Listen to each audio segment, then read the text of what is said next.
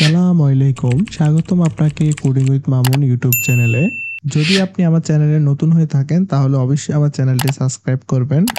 এখন আসেন integer user input. আপনি তো এখন টেক্সট জাতীয় ইউজার থেকে ইনপুটটা নিলেন।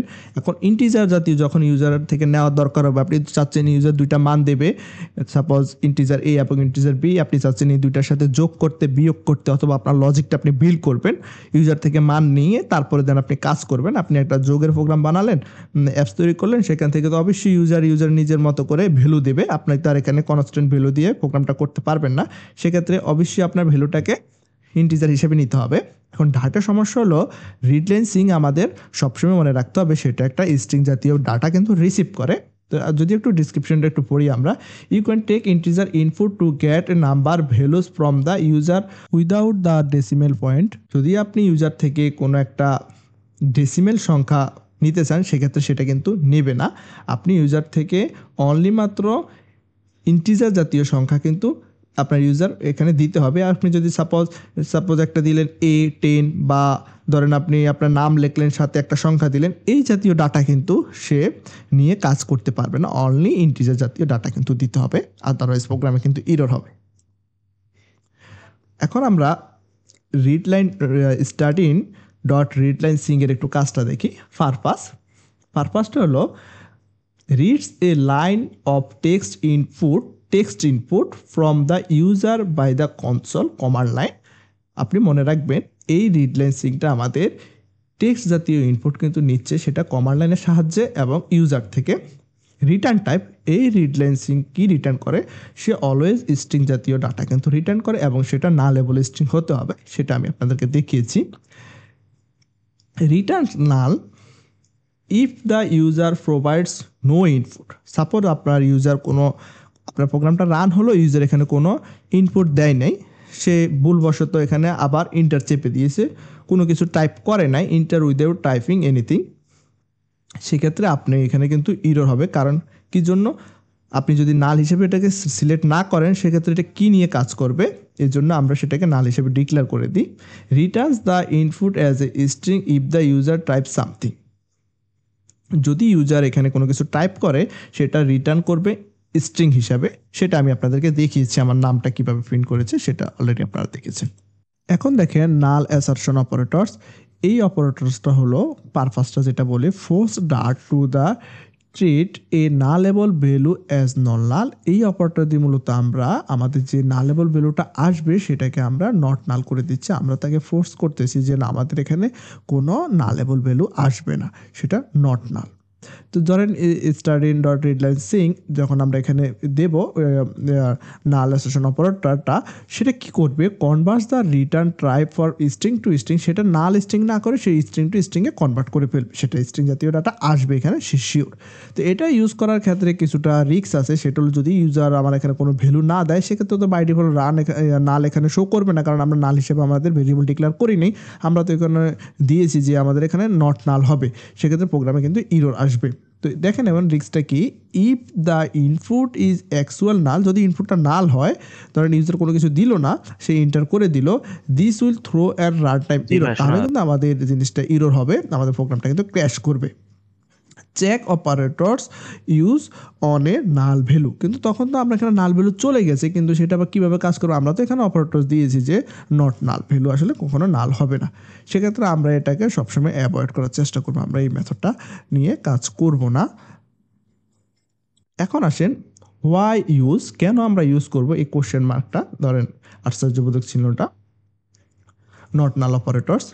প্রথমে আসেন, ধরেন আমরা ইউজার যে ডাটাটা দিল, আমি ওভার কনফিডেন্স, আমি শিওর যে ইউজার যে ডাটাটা ইউজার অলরেডি এখানে ডাটা দেবে, সে কখনো এটা মিস করবে না, এটা বলে আমি ওভার কনফিডেন্স আছে আমার যে ইউজার যে ডাটাটা দেবে সেটা কখনো নাল হবে না, ইউজার অবশ্যই এখানে ডাটা দেবে। এই জাতীয় পারপাসে কিন্তু আমরা এই জিনিসটা ব্যবহার করি। এখন দেখেন রিটার্নসের নালেবল স্ট্রিং কোশ্চেন মার্ক যদি আমরা দিতাম, সেক্ষেত্রে ইউজার কোনো ডাটা না দিলে অবশ্যই সেটা নাল হইতো। You cannot declare fast to integer.fast without handling the possibility of null। যদি আপনি এটাকে স্ট্রিংটাকে ইন্টিজারে কনভার্ট করার সময় আপনি তো বলে দিলেন যে আমার এখানে ভ্যালু নাল আসবে না, সেক্ষেত্রে ইউজার যদি কোনো ভ্যালু না দেয় সেক্ষেত্রে একটা ইরর অবশ্যই হবে। দ্য কোশ্চেন আশ্চর্যবোধক চিহ্ন যেটা আছে, operators tells that I am sure this value is not null, মানে আমি শিওর যে ভ্যালুটা কখনো নাল হবে না। ইট ফোর্স দ্য কম্পাইলার, এটা কম্পাইলারকে ফোর্স করে যে তুমি কাজটা করো, আমার ভ্যালু কখনো নাল হবে না। The nullable value as not nullable value string, কারণ আমার এখানে যে স্ট্রিং ভ্যালুটা থাকবে সেটা কখনো নাল হবে না, এটা কিন্তু সে কম্পাইলারকে ফোর্স করে। সেক্ষেত্রে আমরা যদি স্ট্রিং জাতীয় ডাটাকে ইন্টিজারে কনভার্ট করতে চাই, পার্সিং করতে চাই, সেক্ষেত্রে আমাদের আরেকটা মেথডের হেল্প নিতে হবে, সেটা হলো যে ইন্টিজার ডট পার্স। তো পারপাসটা দেখেন, আমরা প্রথম পারপাসটা হলো আমরা কনভার্ট করব স্ট্রিং থেকে ইন্টিজার, এটা হলো আমাদের main purpose. Behaviour, if the string is valid integer, যদি আপনি একটা ভ্যালিড ইন্টিজার দেন, ইন্টিজারটা যদি আপনি দেখেন শুধু অনলি মাত্র ডাবল কোটেশন দিয়ে 42 দেন, ইট রিটার্নস দ্য ইন্টিজার 42, জাস্ট সেই ইন্টিজার ভ্যালুটাই রিটার্ন করবে।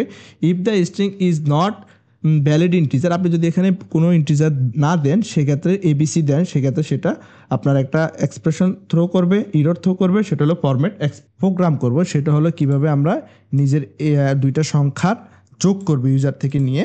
তো প্রথমে আমরা এখানে দুইটা ভেরিয়েবল নিয়ে নিচ্ছি। সাপোজ এখানে আমরা একটা ভেরিয়েবল নিয়েছি ইন্টিজার এ, আবার ইন্টিজার বি নামে দুইটা ভেরিয়েবল আমরা এখানে ডিক্লেয়ার করেছি। তো প্রথমে যে আমরা এখানে একটা মেসেজ দেব, এন্টার সাপোজ নাম্বার, একটা নাম্বার দিল, এই নাম্বারটা আমরা এখান থেকে যখন নিয়ে আসবো, তা আমরা এখানে কি করব, এখন ইউজার থেকে তো আমরা নাম্বারটা নেব, তো নেওয়ার পর নাম্বারটা আসবে কিন্তু স্ট্রিং জাতীয় নাম্বার। সেক্ষেত্রে আমরা এটাকে কিভাবে কনভার্ট করব, এখন আমি আপনাদেরকে কনভার্টার সিস্টেমটা দেখাচ্ছি। তো আমরা যে নাম্বারটা নেব সেটা হবে স্ট্রিং, তো আমরা এখানে দিলাম ইন্টিজার, ইন্টিজার যে নাম্বারটা নেব আমরা ইন্টিজার, সাপোজ এখানে আমি আবার দিচ্ছি এ, আমি এখান থেকে এটাকে রিমুভ করে দিচ্ছি। Integer A is equal to, আমরা এখানে ইন্টিজার ডট পার্সের মেথডটা আমরা ব্যবহার করব। তো পার্স মেথডটা ব্যবহার করার পরে আমরা এখানে জাস্ট আমাদের ইউজারের ইনপুটটা এখানে নিয়ে নেব। সেক্ষেত্রে আমরা এখানে দিয়ে দিচ্ছি স্টাডিং ডট রিডলাইন সিং। রিডলাইন সিং মেথডটা যখন আমরা এখানে দেব, দেখেন এখানে আমরা যদি এটাকে নালেবলও করে দিই, জিনিসটা কাজ হবে না, কারণ এর ডিফল্ট ভ্যালু নাল হতে পারবে না, কারণ এটা হলো একটা ইন্টিজার সংখ্যা, এটা তো আর স্ট্রিং না, সেটা নাল হবে। সেক্ষেত্রে আমরা এখানে যদি কোশ্চেন মার্কটা ব্যবহার করি, দেখেন কোশ্চেন মার্ক ব্যবহার করলাম, আমাদের ইরর কিন্তু চলে গেল, ইররটা চলে গেল। তো আমরা প্রথমত ইন্টিজার একটা ইউজার থেকে স্ট্রিং নেব, সেটা আমরা প্রিন্ট করব। তো আমি এখানে সাপোজ আমার এটাকে প্রিন্ট করে দিচ্ছি, আমি দিলে এজের ঘরে আমি এখানে দিয়ে দিচ্ছি এ। এখন যদি আমি প্রোগ্রামটাকে রান করি, তাহলে দেখেন আমি যদি আপনাকে দেখাচ্ছি, কারণ আমি এখানে কোনো ভ্যালু দিলাম না, আমি এখানে ইন্টার করে দিলাম, কোনো ভ্যালু এখানে আমি দিলাম না। আমার এই কোশ্চেন মার্কটা দেওয়ার অর্থ হলো যে আমি এখানে অবশ্যই ভ্যালু দেবো, সেটা নাল হবে না। আমি এখানে ভ্যালু দিলাম না, না দেওয়ার পর আমি এখানে ইন্টার দিলাম। আপনারা একটু খেয়াল করেন টার্মিনালে, এখানে আপনার ফরম্যাট এক্সপ্রেশন চলে এসেছে, এক্সপ্রেশন চলে এসেছে। কারণ এসেছে, কারণ আমার ভ্যালু, আমি এখানে কোনো ভ্যালু দিই নেই, সেক্ষেত্রে চলে এসেছে। যদি আমি এখানে নাল করে দিতাম, সেক্ষেত্রে অবশ্যই এর আগে আপনারা দেখেছেন নাল করার সময় কিন্তু আমার প্রোগ্রাম ইরর হয় না, আমার প্রোগ্রামটা কাজ করেছে। এই জন্য আমরা এই যে চিহ্নটা আছে সেটা আমরা ব্যবহার করি না, কারণ আমরা কম্পাইলারকে ফোর্স করতে পারি না, আমাদের ইউজার যে কোনো সময় ভুল করতে পারে। এখন ধরেন আমি প্রোগ্রামটাকে আবার রান করতেছি, দেখেন এখন যদি আমি এখানে সাপোজ একটা ভ্যালু দিয়ে দিচ্ছি 10, দেখতে পাচ্ছেন 10 কিন্তু দেখাচ্ছে। এই ভিডিও থেকে আপনি দেখতে পারলেন কিভাবে ইউজার থেকে মান নিয়ে সেটাকে আমরা ইন্টিজারে রূপান্তর করতে পেরেছি। এর পরবর্তী ভিডিওতে আমরা দেখাবো কিভাবে আপনি ইউজার থেকে মান নিয়ে সেটাকে যোগ করবেন, সেই বিষয়টা পরবর্তী ভিডিওতে থাকবে।